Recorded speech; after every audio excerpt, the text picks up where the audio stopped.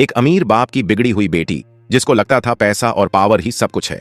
लेकिन जब उसका सामना उस लड़के से हुआ जिसकी इज्जत वह कॉलेज में सरेआम उछालती थी, सबके सामने गरीब भिखारी कहकर मजाक बनाती थी, और फिर जब उस लड़के का सच सामने आया तो फिर ऐसा हुआ जिसकी कल्पना किसी ने सपने में भी नहीं की होगी। कॉलेज के पहले दिन हर कोई नए कपड़ों, स्टाइलिश बैग और महंगे फोन के साथ कैंपस में दाखिल हो रहा था। लेकिन एक लड़का था जो इन सबसे अलग लग रहा था। नाम था विवान। सादा नीला कुर्ता, फटा हुआ बैग और पैरों में चप्पलें। देखने से कोई भी कह देता यह लड़का गरीब है, शायद किसी स्कॉलरशिप से पढ़ रहा होगा। उसी क्लास में थी श्रद्धा, शहर के सबसे बड़े रियल एस्टेट व्यापारी की बेटी। पैसे की कोई कमी नहीं थी, लेकिन अक्ल और तहजीब का नामो निशान भी नहीं।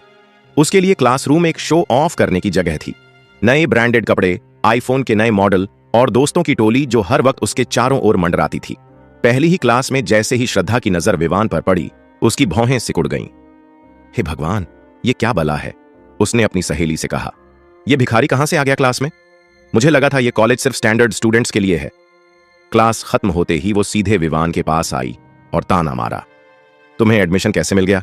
शायद कॉलेज ने चैरिटी शुरू कर दी है। विवान ने कोई जवाब नहीं दिया, बस एक हल्की मुस्कान के साथ उठकर बाहर निकल गया। श्रद्धा की आंखों में वो मुस्कान और खटक गई। अगले दिन कैंटीन में विवान एक कोने में बैठा अपनी टिफिन से रोटी सब्जी खा रहा था। श्रद्धा अपने दोस्तों के साथ वहां पहुंची और तेज आवाज में बोली, इतनी गंध आ रही है, कोई तो खा रहा है सड़ी हुई सब्जी। सभी हंसने लगे। भाई, इसे कोई कहो कि यह कॉलेज है, लंगर नहीं। थोड़ा सिविलाइज हो जाओ मैन। विवान ने चुपचाप अपना खाना समेटा और वहां से उठ गया। उस दिन के बाद हर दिन उसकी बेइज्जती एक आदत बन गई। कभी क्लास में, सॉरी सर, मुझे विवान से थोड़ा दूर बैठना है, मुझे एलर्जी है गरीबों से। कभी ग्रुप प्रोजेक्ट में, सर प्लीज इस लड़के को हमारे ग्रुप से हटाइए, इसकी वजह से प्रेजेंटेशन की शक्ल ही खराब हो जाएगी। कभी लाइब्रेरी में, इतनी पुरानी किताबें पढ़ रहा है। श्रद्धा ने अपने दोस्तों के साथ मिलकर एक बार विवान की सीट पर च्यूइंग गम चिपका दी, कभी उसकी किताबों पर पेन चला दिया, और एक बार तो उसके बैग में चुपचाप एक कागज डाल दिया जिस पर लिखा था, भिखारियों का कॉलेज में स्वागत नहीं है। विवान ने हर बार सब कुछ सहा। उसने न प्रिंसिपल से शिकायत की, न क्लास में कोई शोर मचाया। वो हर बार शांत रहा, चुप रहा और बस पढ़ाई करता रहा। कभी कभी दूसरे स्टूडेंट्स को भी अजीब लगता था, ये लड़का इतना सहन कैसे कर लेता है। कोई और होता तो श्रद्धा को जवाब दे देता, ये तो जैसे पत्थर बन गया है। पर विवान बस मुस्कुराता, जैसे उसे मालूम हो कि ये सब बहुत छोटा है उस लड़ाई के सामने जो वो खुद के साथ लड़ रहा है। कई लड़कियां जो श्रद्धा की तरह नहीं थीं, कभी उसके पास आकर कहती, विवान तुम्हें ये सब बर्दाश्त नहीं करना चाहिए, कम से कम एक बार तो बोलो कुछ। वो सिर्फ इतना कहता, जवाब अगर चिल्लाकर देना पड़े तो बात में ताकत नहीं होती। श्रद्धा को उसकी ये बात और चुभती। अब ये मुझे ज्ञान देगा, वो गुस्से में कहती। फिर आया वो दिन जब कॉलेज में यूथ एंटरप्रेन्योर कॉन्फ्रेंस आयोजित की गई। सभी स्टूडेंट्स को उस प्रोग्राम में शामिल होना था। बड़े बड़े बिजनेसमैन और सीईओ आने वाले थे। श्रद्धा अपने पूरे ठाठ में पहुंची, महंगी ड्रेस, मेकअप और ब्रांडेड परफ्यूम की महक। स्टेज पर एंकर आया और बोला, अब हम बुला रहे हैं उस इंसान को जिसने 24 साल की उम्र में अपनी पहली कंपनी शुरू की और आज जिसके पास 500 करोड़ की संपत्ति है, जिन्होंने कॉलेज की पढ़ाई आम स्टूडेंट्स के साथ करते हुए अपनी पहचान छुपाए रखी। स्वागत कीजिए मिस्टर विवान कपूर को। सन्नाटा। पूरा हॉल एक पल के लिए जम गया।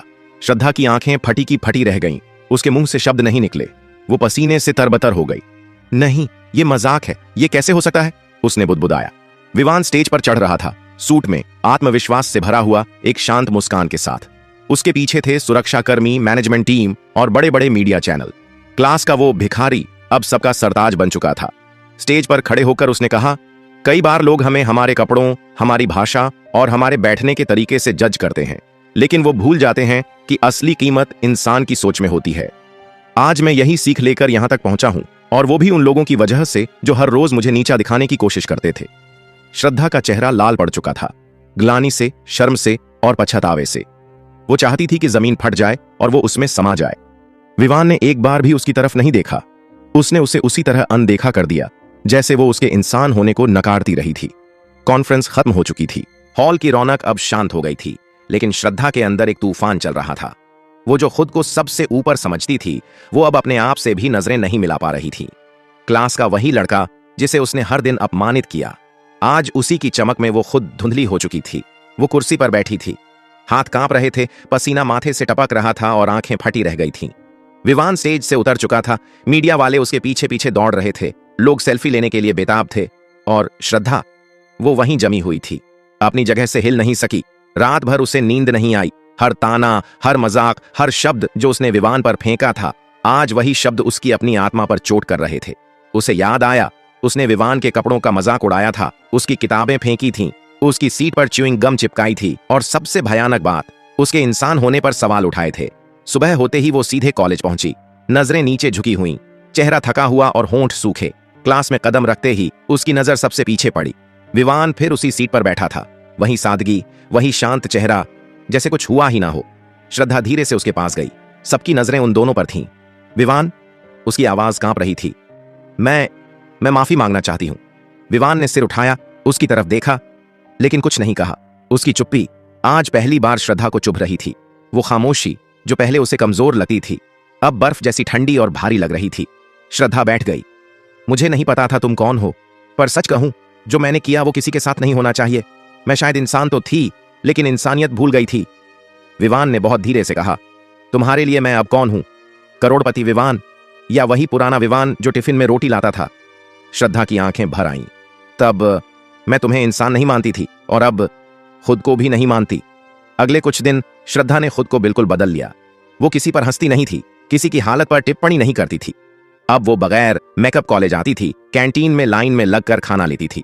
लेकिन सबसे बड़ी बात, वो अब किसी को उसके हालात से नहीं, उसकी बातों से परखती थी।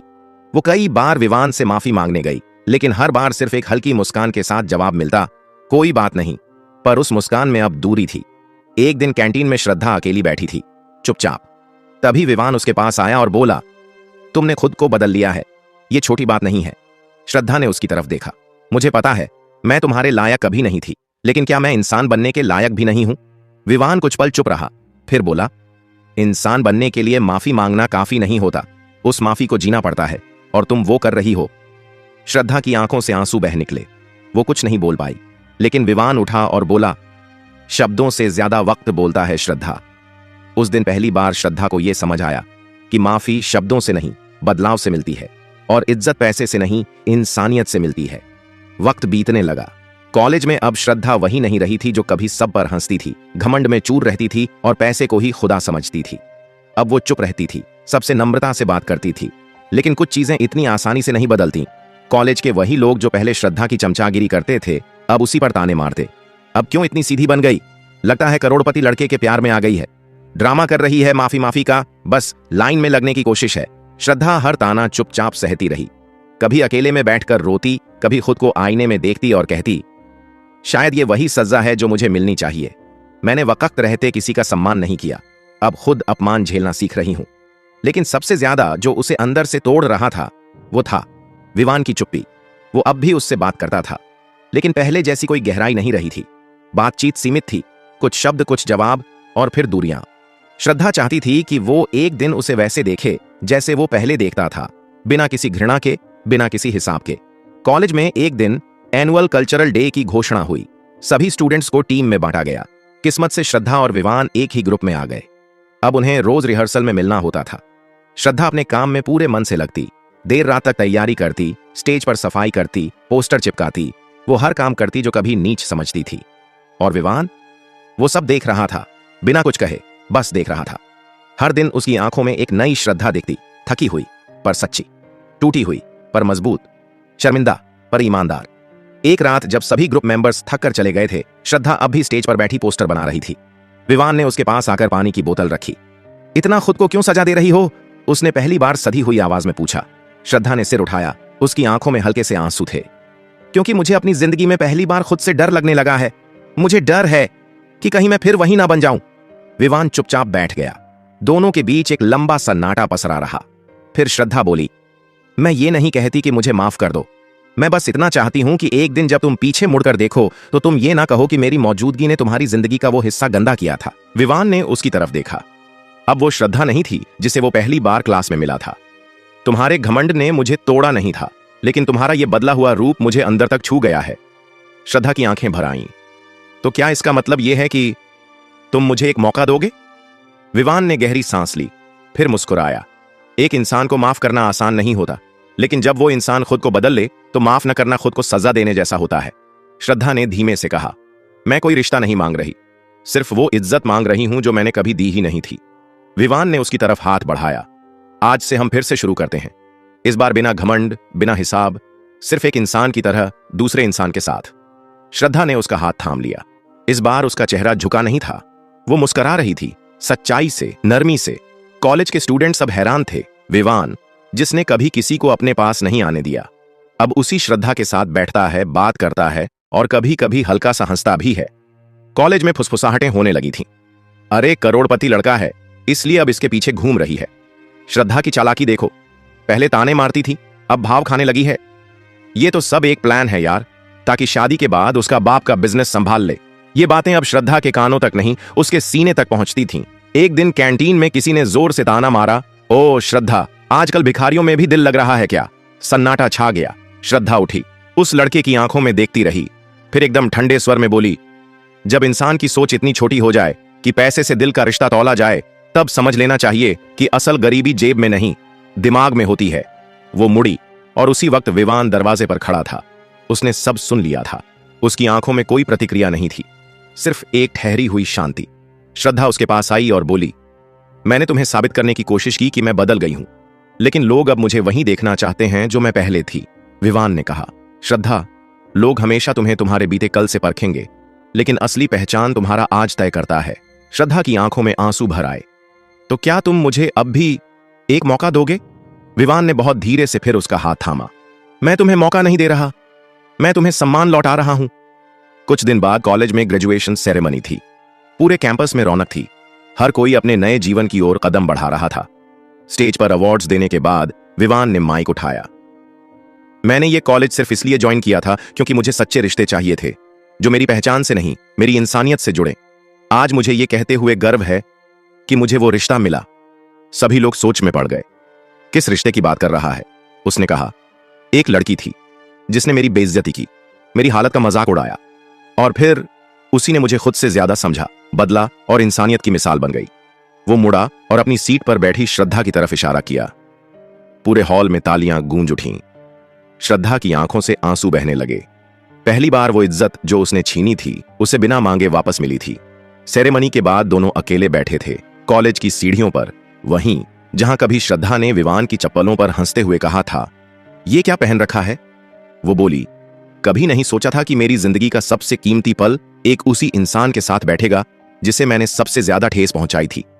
विवान ने उसकी ओर देखा और कहा, कभी नहीं सोचा था कि मेरी सबसे बड़ी जीत वो इंसान होगा जो पहले मेरी सबसे बड़ी हार बना था।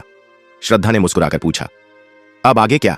विवान ने कहा, अब आगे वो जो इस बार पैसे नहीं, भरोसे पर चलेगा। उसने श्रद्धा की हथेली थाम ली। बिना कैमरे, बिना तमाशे, बिना वादा किए, बस एक भरोसे के साथ। उस दिन ना कोई इजहार हुआ, ना शादी की बात, लेकिन कुछ ऐसा जुड़ा जो हर रिश्ते से ऊपर था, इंसान से इंसान का रिश्ता।